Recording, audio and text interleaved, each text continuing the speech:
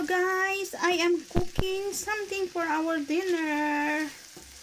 I am cooking ox feet. Ayan. Yeah, this is our dinner today. At mag-add lang ako dito I will just add some black pepper, a bit of salt, and ground or powdered paprika.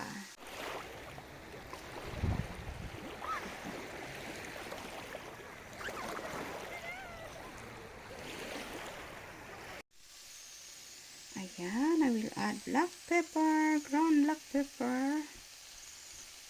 Yeah, and then our powdered paprika.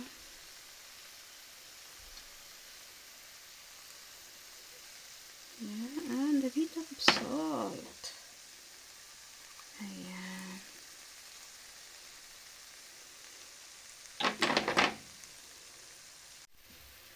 Ayan, and then mix lang natin to guys. Fried lang ito guys. Parang ipa-fried lang natin to. Naglagay ako ng butter dito sa ating kawali. Kanina. So, ayan.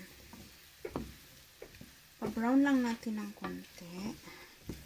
And then, it's done.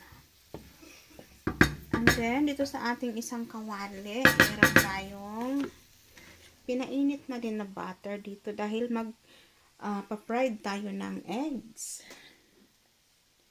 Ayan, ito yung ating eggs. Ayan.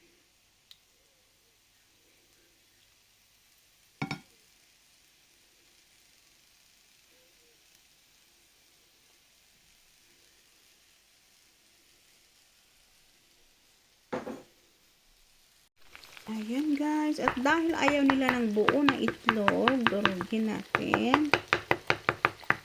Ayan.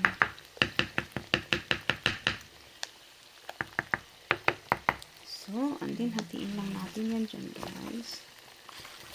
Ayan. Hindi pa siya luto.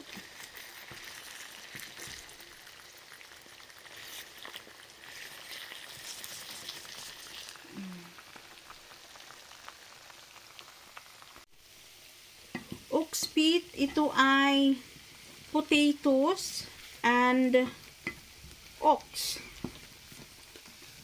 Karne ng baka. Ox, diba? Oh.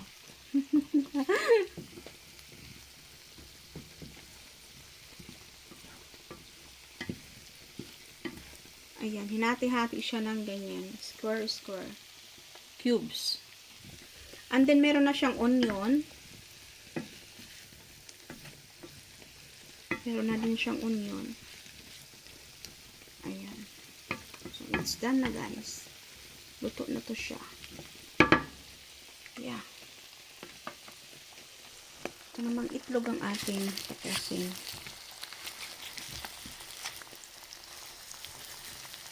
Ayan. Para na siyang pizza. Diba? So,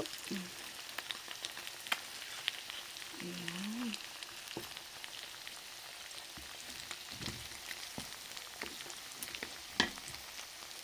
Hirap mag-ano pag so lang ang kamay ko.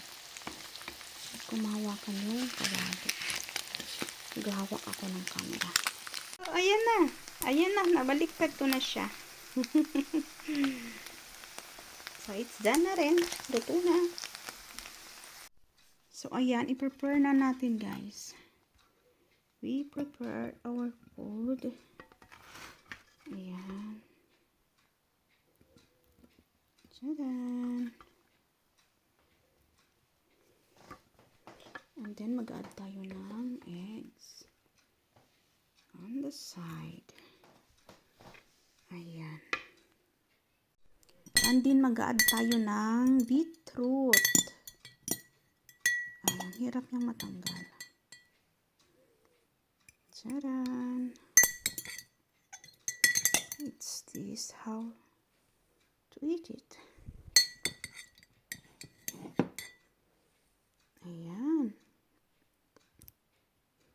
And then, mag-add tayo ng mustard.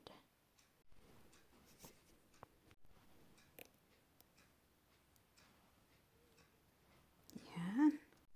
So, ayan na guys, yung ating food is ready. We have Swedish hard bread dito. Ayan. Naglagay lang tayo ng butter. And then, yeah, it's ready. Dinner is ready. Thank you for watching guys. Bye!